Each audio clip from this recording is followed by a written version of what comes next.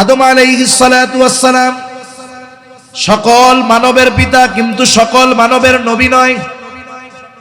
তার মানে আমার আপনার নবীর আগে যত নবী দুনিয়ায় এসেছে, কেউ ভাষা ভিত্তিক নবী, কেউ গোত্র ভিত্তিক নবী, কেউ এলাকা ভিত্তিক নবী, কিন্তু আমার আপনার নবী কেমন নবী? আল্লাহ তাআলা বলেন, হাবিব আপনি বলে দেন, কুল ইয়া আইয়ুহান নাসু ইন্নী রাসূলুল্লাহি ইলাইকুম জামিআ। আল্লাহ রাব্বুল আলামিন বলেন, আপনি বলেন, হে মানব সম্প্রদায়, ইন্নী রাসূলুল্লাহি ইলাইকুম জামিআ। এখানে দেখুন, ইয়া আইয়ুহান নাস, আল্লাহ তাআলা বলেন, আপনি বলেন, হে মানব সম্প্রদায়। এখানে আলাদাভাবে বলা হয় নাই হে আরবের বাসিন্দারা, হে অনারবের বাসিন্দারা, ও ইমানদারেরা, ও মক্কাবাসীরা। আল্লাহ তাআলা এখানে নির্দিষ্ট কোনো জাতি গোষ্ঠীকে উদ্দেশ্য করে বলতে বলেন নাই, বরং আমার আপনার নবীজির নবুয়তির পর যত মানুষ এই পৃথিবীতে আছে, হোক সে মুসলিম হোক সে অমুসলিম, সকলের জন্য নবী হলেন আমার আপনার নবী। এখানে সবাইকে উদ্দেশ্য করে আল্লাহ তাআলা বলতে বলেছেন, হে মানব সম্প্রদায়, আমি তোমাদের প্রতি আল্লাহর পক্ষ থেকে প্রেরিত, তোমাদের সকলের জন্য আল্লাহ তাআলা আমাকে রাসূল হিসাবে প্রেরণ করেছেন। তাহলে বলেন তো, আমার আপনার নবী শুধু আরবের নবী নাকি সকলের নবী? জোরে বলেন। সবার নবী, সবার নবী, গোটা সৃষ্টি জগতের সকলের জন্য নবী হলেন আমার আপনার নবী।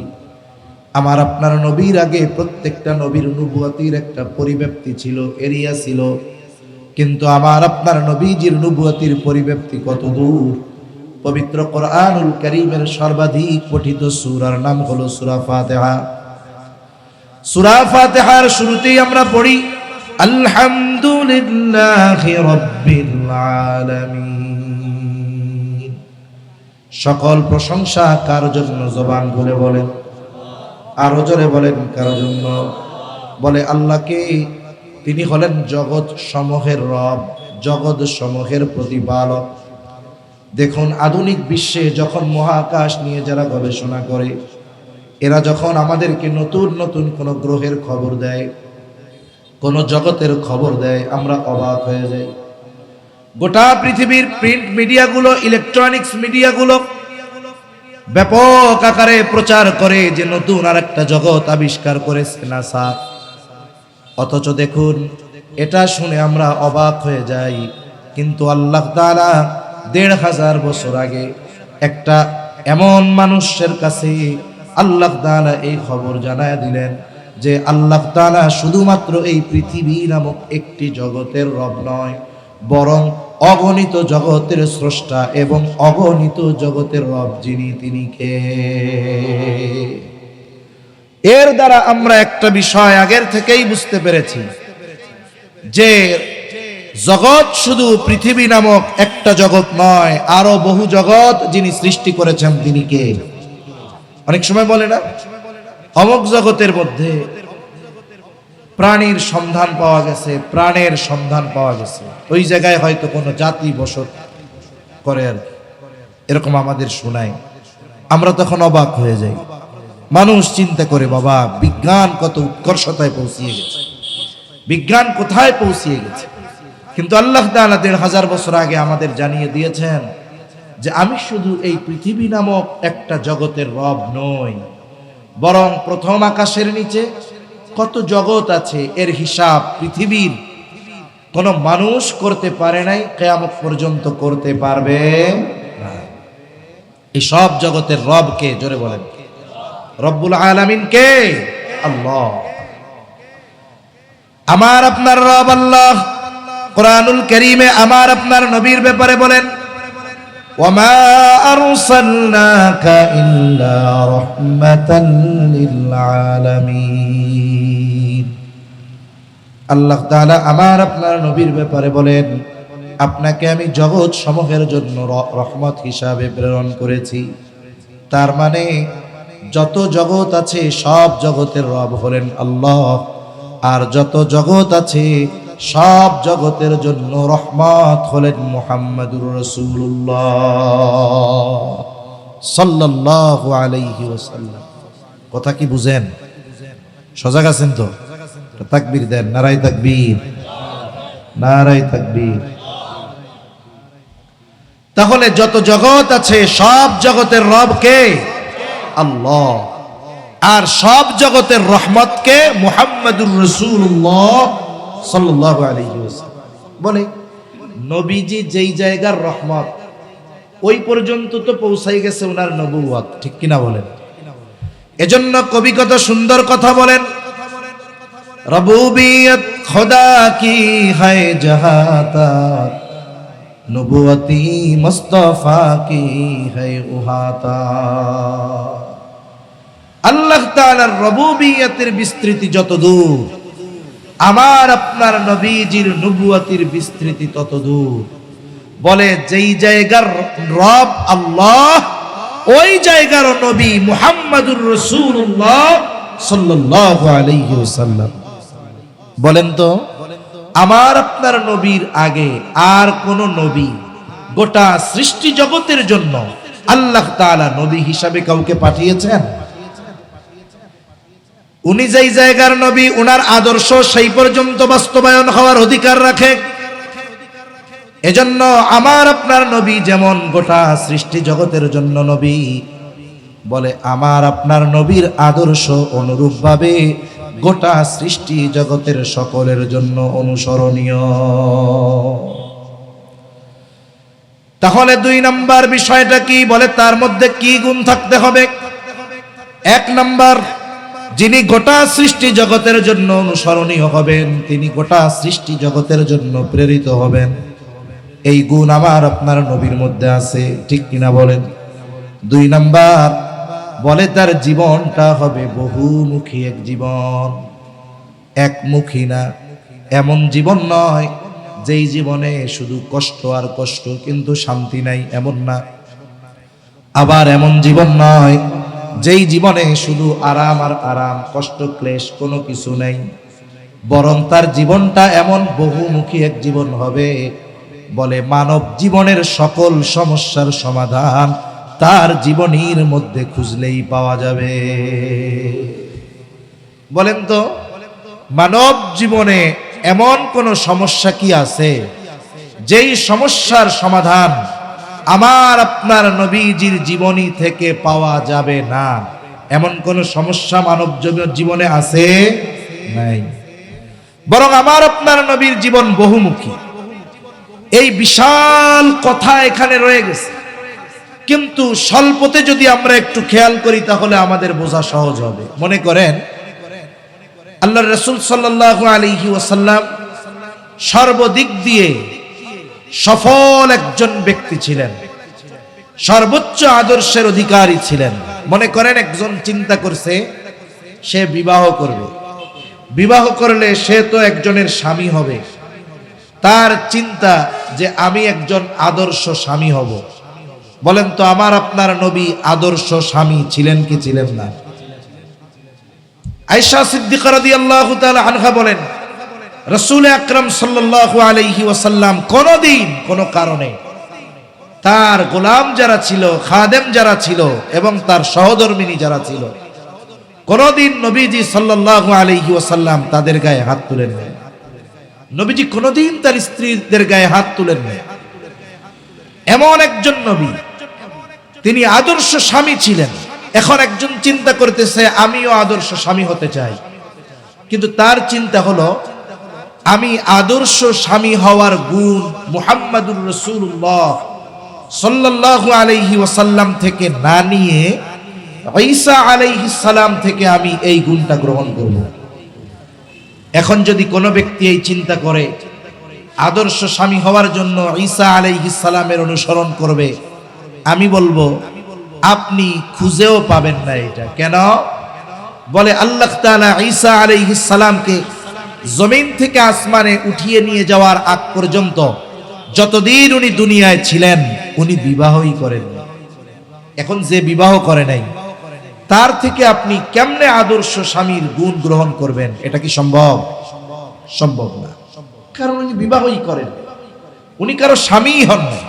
তাইলে ওনার থেকে আপনি আদর্শ স্বামী কেমনে হবে? এখন আরেকজন যদি চিন্তা করে যে আমি তো রাষ্ট্র পরিচালনার দায়িত্ব পেয়েছি, আমি রাষ্ট্রনায়ক, আমি একজন আদর্শ রাষ্ট্রনায়ক হব, এই ক্ষেত্রে কাকে অনুসরণ করা যায়? উনি চিন্তা করলেন কুরআনুল কারীমের মধ্যে সবচাইতে বেশি মূসা আলাইহিস সালামের কথা এসেছে। আমি আদর্শ রাষ্ট্রনায়ক হওয়ার জন্য মূসা আলাইহিস সালামের অনুসরণ করব, তার থেকে আদর্শ আমি গ্রহণ করব। আমি বলি আপনি কিয়ামত পর্যন্ত পাবেন না। কেন? বলে মূসা আলাইহিস সালাতু ওয়াস সালামকে আল্লাহ তাআলা রাষ্ট্র পরিচালনার দায়িত্ব দেন নাই। যিনি রাষ্ট্র পরিচালনা করেন নাই তার থেকে আপনি কেমনে এটা গ্রহণ করবেন?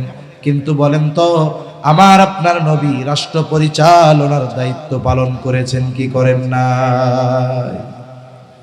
কেউ যদি মনে করে যে আমার আপনার নবী শুধু মসজিদে নববীর ইমামতি করেছেন, এটা তার নিতান্তই ভুল ধারণা। আমার আপনার নবী মসজিদে নববীর মেম্বারে বসে রাষ্ট্র পরিচালনা করেছেন, ঠিক কিনা বলেন? এইরকম ভাবে আমি আপনি যদি আমার আপনার জীবনের প্রত্যেকটা দিক উত্তম আদর্শের আলোকে সাজাতে চাই, আমাকে আমার আপনার নবীর জীবনের দিকে নজর দিতে হবে। কারণ আমার আপনার নবীর হায়াত এমন এক হায়াত, এমন এক জীবন, মানব জীবনের সকল কিছুর সমাধান একমাত্র আমার আপনার নবীর জীবনীতেই পাওয়া যায়। তাহলে এক নম্বর গুণ বলতেছিলাম যে তিনি গোটা সৃষ্টি জগতের সকলের জন্য প্রেরিত হবেন। দুই নম্বর বলে তার জীবন হবে বহুমুখী এক জীবন, যেই জীবনে সব কিছুর সমাধান পাওয়া যাবে। এজন্য রাসূল আকরাম সাল্লাল্লাহু আলাইহি ওয়াসাল্লামের সিরাত, রাসূল সাল্লাল্লাহু আলাইহি ওয়াসাল্লামের জীবনী, এটা বহুমুখী এক জীবনী। কেউ যদি চায় যে আমি একজন আদর্শ যুবক হব, বলেন তো নবীজির জীবন আদর্শ থেকে আদর্শ যুবক হওয়ার পদ্ধতি পাওয়া যাবে কি যাবে না? কেউ যদি চায় আমি আদর্শ একজন বিচারক হব, বলেন তো নবীজির জীবন থেকে আদর্শ বিচারকের গুণাবলী পাওয়া যাবে কি যাবে না? তাহলে মানব জীবনের এমন কোনো দিক নাই যেই দিকটা আপনি আমার আপনার নবীর জীবনে পাবেন না। এমন এক জামে মানে এক জীবন আল্লাহ তাআলা আমার আপনার নবীকে দান করেছেন। এটা আমার আপনার নবীর আগে আল্লাহ তাআলা কাউকে দান করেননি।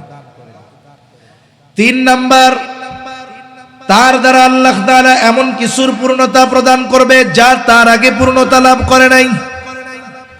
এখন আমার আপনার নবীর দ্বারা আল্লাহ তাআলা কোন কোন বিষয়ের পূর্ণতা প্রদান করেছেন যা আল্লাহ তাআলা আমার আপনার নবীর আগে পূর্ণতা দেন নাই? গুরুত্বপূর্ণ কয়েকটা বিষয়ের কথা বলি। আমার আপনার নবীর দ্বারা আল্লাহ তাআলা যেই সমস্ত বিষয়ের পূর্ণতা দিয়েছেন তার মধ্যে এক নম্বরে হলো শরীয়ত, দুই নম্বর আল্লাহ তাআলা পূর্ণতা দিয়েছেন নিয়ামত, তিন নম্বর দিয়েছেন আল্লাহ তাআলা নবুয়ত, চার নম্বরে পূর্ণতা প্রদান করিয়েছেন আখলাকের, উত্তম আখলাকের পূর্ণতা। আল্লাহ তাআলা কোরআনুল কারীমের মধ্যে বলেন, আল-ইয়াউমা আকমালতু লাকুম দীনাকুম ওয়া আতমামতু আলাইকুম নি'মাতি ওয়া রাদিতু লাকুমুল ইসলাম দীনা। আল্লাহ রাব্বুল আলামিন বলেন, আল-ইয়াউমা আকমালতু লাকুম দীনাকুম। পবিত্র কোরআনুল কারীমের সূরা মায়েদার 3 নম্বর আয়াতের একটি অংশ এটা। এই আয়াতের ব্যাপারে তাফসীরে মাআরিফুল কোরআনের মধ্যে এসেছে, একদিন একজন ইহুদি আমার আপনার নবীর কাছে এসে আমার আপনার খলিফাতুল মুসলিমিন হযরত ওমর রাদিয়াল্লাহু তাআলা আনহুর কাছে এসে বলে, খলিফাতুল মুসলিমিন, আপনাদের কোরআনে আল্লাহ তাআলা এমন একটা আয়াত নাজিল করেছেন, বলে ওই আয়াতটা যদি তাওরাতে নাজিল হতো, যেই দিন নাজিল হতো ওই দিনটাকে আমরা ঈদের দিন বানায় নিতাম। ইহুদি এসে খলিফাতুল মুসলিমিন হযরত ওমর রাদিয়াল্লাহু তাআলা আনহুর কাছে এই কথা বলতেছে। হযরত ওমর রাদিয়াল্লাহু তাআলা আনহু বলেন, কোন আয়াত? যেটা তাওরাতে নাজিল হলে ওই দিনটাকে তোমরা ঈদের দিন বানায় নিতা। বলে এটা হলো এই আয়াত, আল ইয়াউমা আকমালতু লাকুম দীনাকুম ওয়া আতমামতু আলাইকুম নি'মাতি ওয়া রাদিতু লাকুমুল ইসলাম দীনা। হযরত ওমর রাদিয়াল্লাহু তাআলা আনহু বলেন, আল্লাহর কসম, এই আয়াত কোন দিন কোথায় কার উপরে নাজিল হয়েছে আমি জানি। বলে এই আয়াত আরাফার দিন, আরাফার ময়দানে আমার আপনার নবীর উপরে জুমার দিন এই আয়াত নাজিল হয়েছে। এমন গুরুত্বপূর্ণ একটা আয়াত, তার মানে দিন পূর্ণতার ঘোষণা আল্লাহ তাআলা আমার আপনার নবীর মাধ্যমেই করেছেন। আল্লাহ তাআলা বলেন, আজকের এই দিন আমি তোমাদের জন্য কি পূর্ণ করলাম? বলে এক নাম্বার, আকমালতু লাকুম দীনাকুম, আমি তোমাদের জন্য তোমাদের দিন পরিপূর্ণ করলাম। দিন শব্দের অর্থ হলো জীবন ব্যবস্থা। তার মানে আমার গোটা হায়াত কিভাবে পরিচালিত করতে হবে, একেবারে জন্ম থেকে নিয়ে মৃত্যু পর্যন্ত কিভাবে এই গোটা হায়াত পরিচালিত হবে, বলেন তো এই ব্যাপারে পূর্ণতা আল্লাহ তাআলা দিয়েছেন কি দেন না? দিন শব্দের অর্থ হলো জীবন ব্যবস্থা। তার মানে তার ব্যক্তিগত জীবন, পারিবারিক জীবন, সামাজিক জীবন, রাজনৈতিক জীবন কিভাবে পরিচালিত করবে, এর পরিপূর্ণ দিক নির্দেশনা ইসলামের মধ্যে আছে না নাই? এজন্য যারা বলে ইসলামে এইটা নাই সেইটা নাই, এই মানুষগুলো আসলে ইসলাম সম্পর্কে তাদের ধারণা না থাকার কারণে তারা এই কথা বলে, ঠিক কিনা বলে?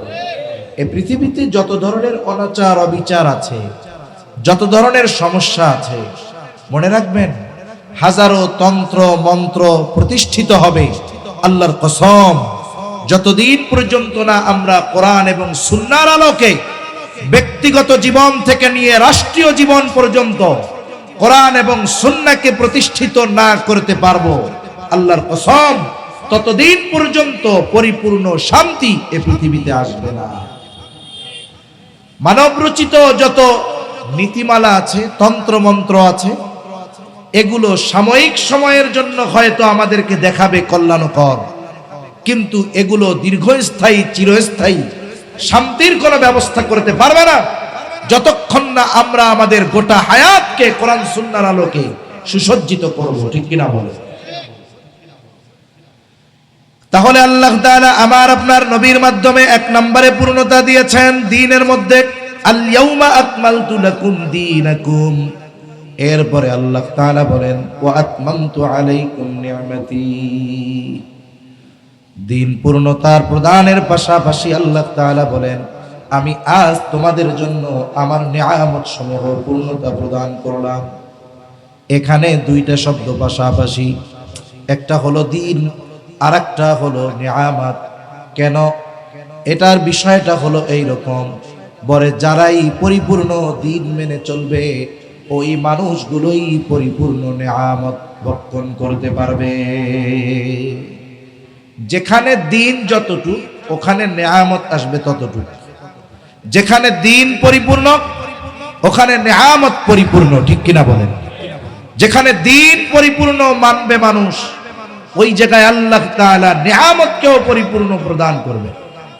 যদি আমি এটার উদাহরণ দিতে চাই বর্তমান দুনিয়ায়, তাহলে আমাদের তাকাতে হবে প্রায় 2 যুগ সময় ধরে আমেরিকা এবং তার যেই সামরিক জোট ন্যাটো সম্মিলিতভাবে প্রায় 2 যুগ একটা দেশের উপরে বর্বরচিত হামলা চালিয়ে ধ্বংসযজ্ঞে পরিণত করেছে একটি দেশ।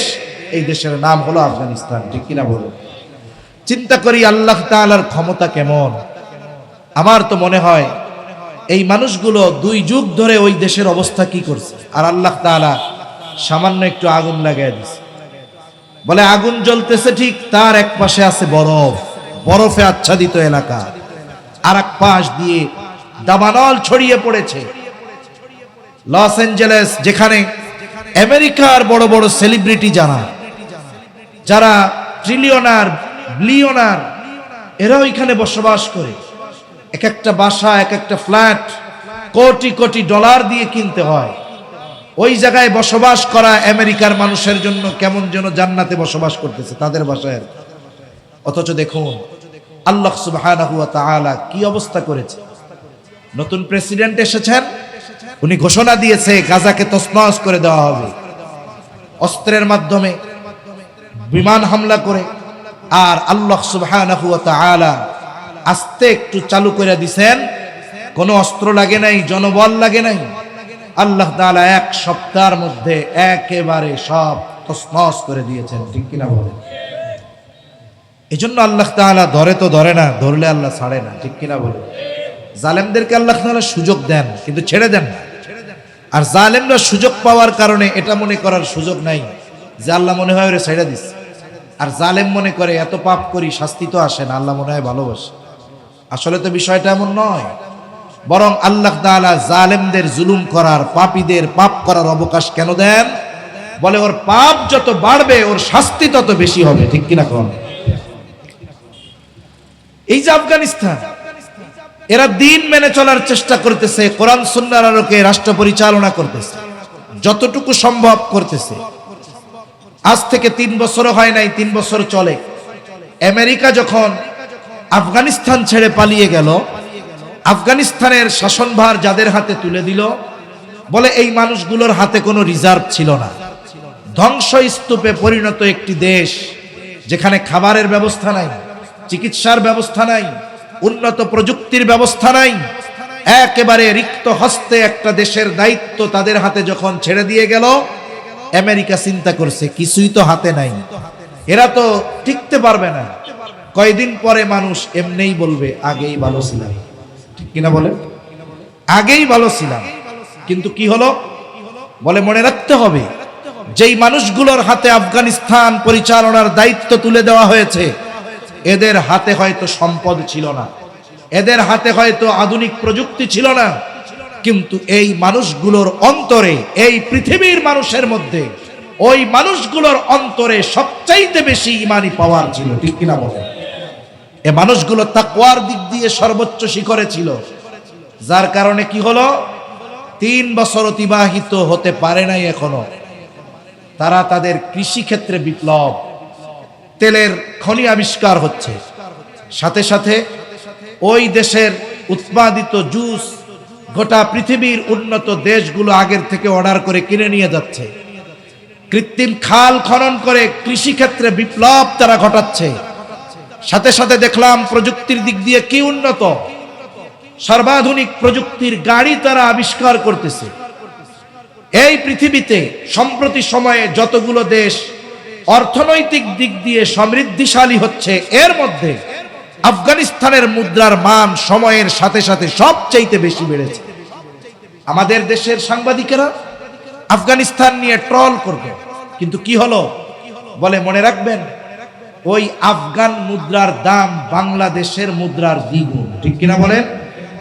এজন্য রাষ্ট্র যখন একদল দিনদার মানুষের হাতে পরিচালনার দায়িত্ব যখন গেছে রাষ্ট্র পরিচালনা, এই মানুষগুলো ইমানের দিক দিয়ে শীর্ষে, তাকওয়ার দিক দিয়ে শীর্ষে, দেশের মানুষগুলো ইমান তাকওয়ার দিক দিয়ে শীর্ষস্থানে অবস্থান করার কারণে আল্লাহ তাআলা তাদের জন্য আসমান এবং জমিনের বরকতের দরজাগুলো খুলে দিয়েছে, ঠিক কিনা বলেন? এজন্য আল্লাহ তাআলা বলেন, ওয়ালাউ আন্না আহলাল কুরা আমানু ওয়াত্তাকাউ লাফাতাহনা আলাইহিম বারাকাতিম মিনাস সামাই ওয়াল আরদ।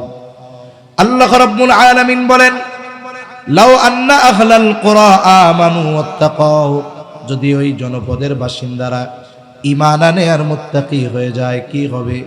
বলে লাফাতাহনা আলাইহিম বারাকাতিম মিনাস সামাই ওয়াল আরদ।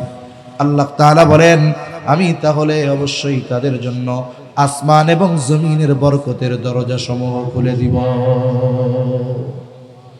তারা যেহেতু দিন মেনে চলার চেষ্টা করতেছে, এজন্যই আল্লাহ তাআলা তাদের জন্য আসমান জমিনের বরকতের দরজা সমূহ খুলে দিয়েছে। তা না হলে রিক্ত হস্তে এই আধুনিক বিশ্বে 2 বছর রাষ্ট্র পরিচালনা করা অসম্ভব ছিল।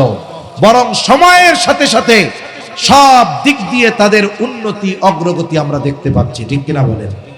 এই পৃথিবীর মুসলমান যারা, তাদের যদি ন্যূনতম বোধ জ্ঞান আকল থাকতো, এই দৃশ্য দেখে তারা শিক্ষা নিত, যেখানে আমেরিকা সহ পৃথিবীর সর্বাধুনিক সমরাস্ত্রে সুসজ্জিত সেনাবাহিনী প্রায় 2 যুগ ধরে হামলা চালিয়েও এই পৃথিবী থেকে তাদেরকে নিশ্চিহ্ন করতে পারে নাই, বরং 2-3 বছরের মাথায় একদল ইমানদার রাষ্ট্র পরিচালনার দায়িত্ব নেওয়ার কারণে এই পৃথিবীর মধ্যে উন্নতি অগ্রগতি সব দিক দিয়ে তারা মাথা উঁচু করে দাঁড়িয়ে যাচ্ছে।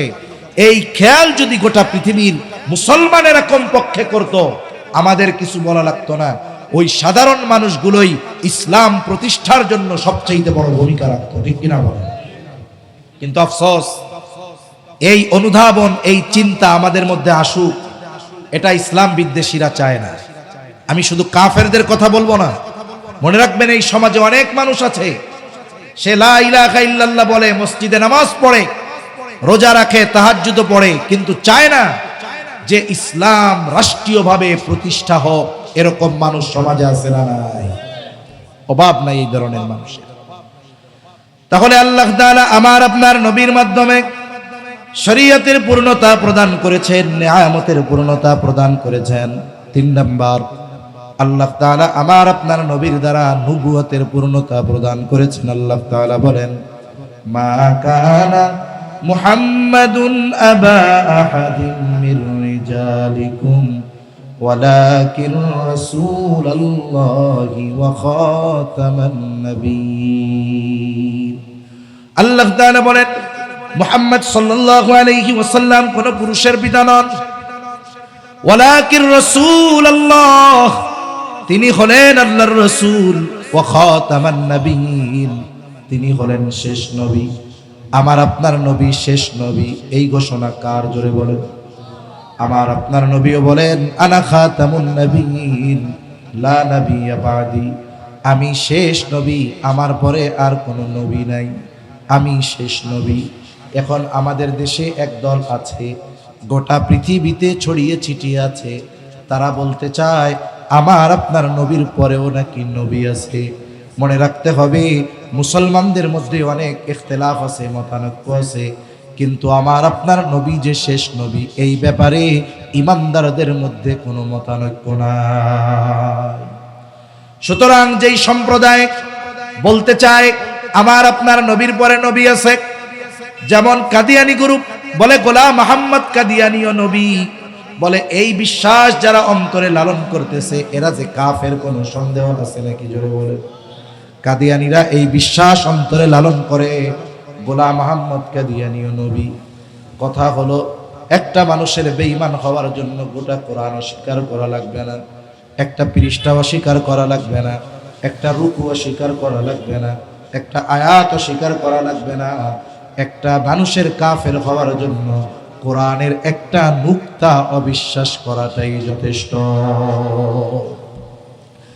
তাহলে যেখানে আল্লাহ তাআলা আমার আপনার নবীকে শেষ নবী বলে ঘোষণা করলেন, ওই জায়গায় কাদিয়ানীরা গোলাম মুহাম্মদ কাদিয়ানীকে নবী বলে প্রতিষ্ঠিত করতে চায়, এর মানে কোরআনের আয়াত সরাসরি তারা অস্বীকার করে, ঠিক কিনা বলেন? এখন যে এরা কাফের, এ ব্যাপারে কোনো সন্দেহ নাই। সরকারের কাছে আমরা দাবি এই জন্য জানাই যে কাদিয়ানীদের কাফের ঘোষণা করতে হবে। বলে কেন? ঘোষণা করলেও কাফের, না করলেও কাফের। তবে ঘোষণা করার প্রয়োজন কেন? কারণ এরা কুফুরি আকীদা লালন করে মুসলিম পরিচয়ে আমাদের সমাজে বসবাস করে মুসলমানদের ঈমান ধ্বংসের খেলায় লিপ্ত হয়েছে। এই জন্য আমরা বলি তারা এই দেশে বসবাস করুক, অসুবিধা নাই, রাষ্ট্রীয় সুযোগ সুবিধা গ্রহণ করুক, কোনো অসুবিধা নাই, তবে মুসলিম পরিচয়ে নয়, বরং কাফের পরিচয়ে তাদের বসবাস করতে হবে। কুফরি বিশ্বাস লালন করে ইমানদারের পরিচয় দিবে, এটা তো মেনে নেওয়া যাবে না। এই ধোঁকাবাজির কারণে এদের পরিচয় সুস্পষ্ট করার দরকার। এই জন্যই রাষ্ট্রীয়ভাবে কাদিয়ানীদের কাফের ঘোষণা করা দরকার, ঠিক কিনা বলে? এদেশে হিন্দু ভাইরা বসবাস করে, আমাদের কোনো আপত্তি নাই, রাষ্ট্রীয় সুযোগ সুবিধা তারা গ্রহণ করতেছে হিন্দু পরিচয়। খ্রিস্টান বসবাস করতেছে, খ্রিস্টানের পরিচয়। বৌদ্ধ বসবাস করতেছে, বৌদ্ধর পরিচয়। আর এই মানুষগুলো কুফরি বিশ্বাস আকীদা লালন করে সমাজে মুসলিম পরিচয়ে বসবাস করবে আর মুসলমানদের মধ্যে বিভ্রান্তি সৃষ্টি করবে, ইমানদারদের ঈমান নিয়ে খেলায় মেতে উঠবে, এই সুযোগ দেওয়ার সুযোগ নাই। ঠিক কিনা বলে?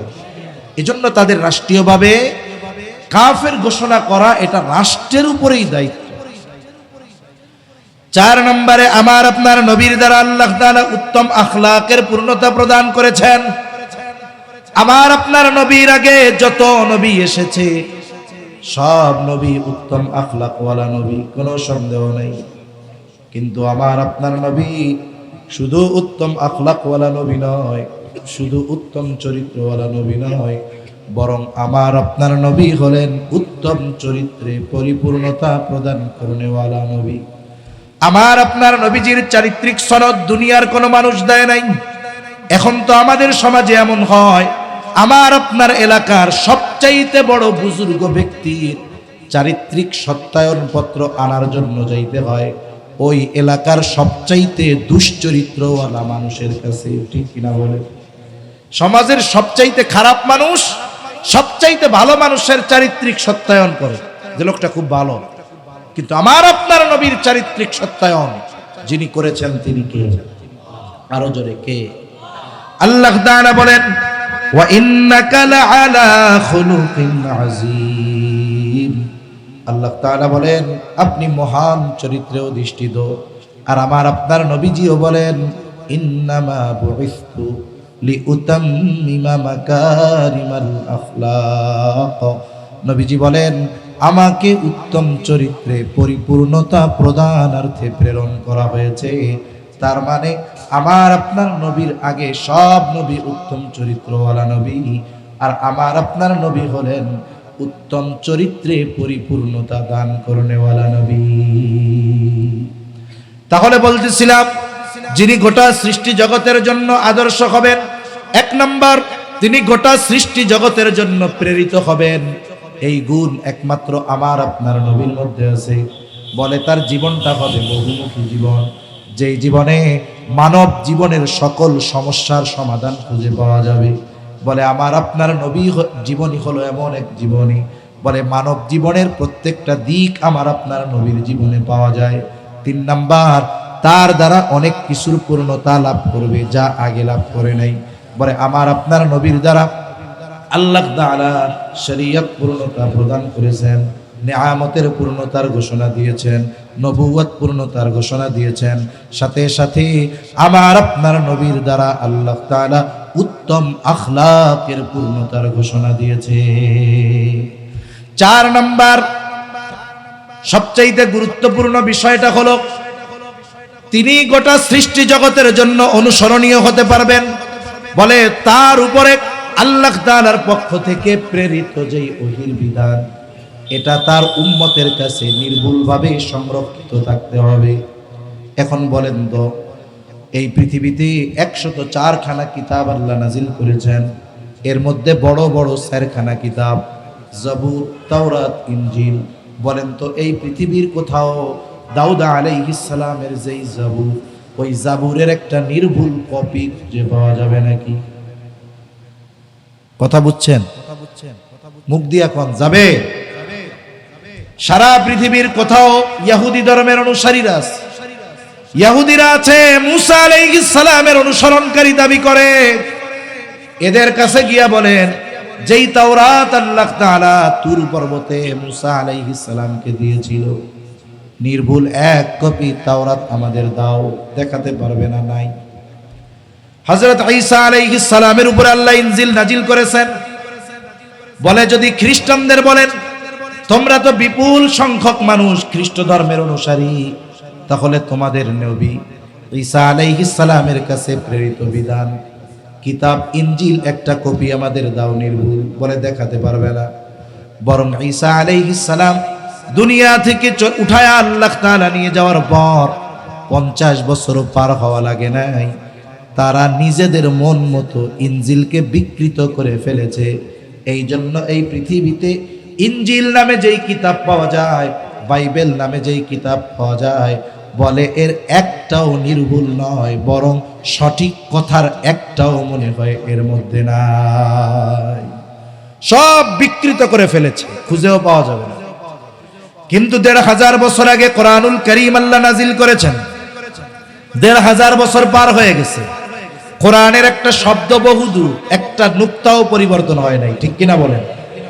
আমাদের কাছে, আমাদের নবীর কাছে প্রেরিত ওহীর বিধান কোরআন সুস্পষ্টভাবে সংরক্ষিত আছে। শুধু তাই নয়, সারা পৃথিবী খুঁজে বাইবেলের হাফেজ পাওয়া যাবে না, তাওরাতের হাফেজ পাওয়া যাবে না, ইনজিলের হাফেজ পাওয়া যাবে না। কিন্তু যদি গোটা পৃথিবী থেকে কোরআনের কপিগুলো পুড়িয়েও ফেলে দেওয়া হয়, একদিন 2 দিনও লাগবে না, আমাদের কোটি কোটি হাফেজে কোরআন যাদের অন্তরটা লৌহে মাহফুজে পরিণত হয়ে গেছে, ওখান থেকে নির্ভুলভাবে আবার আমাদের কোরআনকে আমরা লিপিবদ্ধ করতে পারবো। তাহলে আমাদের নবীর কাছে প্রেরিত ওহীর বিধান আমাদের কাছে নির্ভুলভাবে সংরক্ষিত আছে। শুধু তাই না, বলে ওই নবীর গোটা জীবন আদর্শ তাদের কাছে সংরক্ষিত থাকতে হবে। আপনি কোথাও খুঁজে ঈসা আলাইহিস সালামের নির্ভুল জীবনী পাবেন না, মুসা আলাইহিস সালামের নির্ভুল জীবনী পাবেন না। কিন্তু আমার আপনার নবীর সিরাত, জীবন আদর্শ একটা দুইটা নয়, শত শত সিরাতবিদদের লেখা নবীর জীবনী আছে না নাই? সিরাতের অভাব নাই, নির্ভুলভাবে আমাদের কাছে আছে। আমরা আমাদের নবীকে কতটুকু জানি? শামায়েলে তিরমিজি খুললে পড়লে একটা মানুষ জানতে পারবে নবী কেমন ছিলেন, নবীর চলা কেমন ছিল, কেমনে হাঁটতেন নবী, কেমনে খাইতেন নবী, কেমন ছিল নবীর চেহারা, কেমন ছিল ভুরু, কেমন ছিল চুল, কেমন ছিল দেহ। এক কথায় আমার আপনার নবীর গোটা জীবনের সব কিছু আমাদের জানা আছে না নাই? তার জীবন আদর্শ এবং তার উপরে প্রেরিত ওহীর বিধান এই উম্মতের কাছে নির্ভুলভাবে সংরক্ষিত আছে। যেহেতু নবীর আদর্শ অনুসরণ করতে গিয়ে আমাদেরকে বেগ পেতে হয় না। কেন? বলে আমার নবীর অনুসরণ করার জন্য যা দরকার, নবীর সিরাত, এটা আমাদের সামনে হাজির, ঠিক কিনা বলেন? এজন্যই তো আমার আপনার নবী হলেন আল্লাহ তাআলার পক্ষ থেকে এই ঘোষণা আমার আপনার নবীর ব্যাপারে, লাকাদ কানা লাকুম ফি রাসূলিল্লাহি উসওয়াতুন হাসানাহ। এজন্য আল্লাহ তাআলা বলেন যে তোমাদের জন্য রাসূলের জীবন আদর্শের মধ্যেই রয়েছে উত্তম আদর্শ। আমরা যদি রাসূলের জীবন আদর্শকে নিজেদের জীবনের সাথে ধারণ করি, তাহলে আমরা দুনিয়া আখিরাত উভয় জাহানে সফল হয়ে যাব ইনশাআল্লাহ।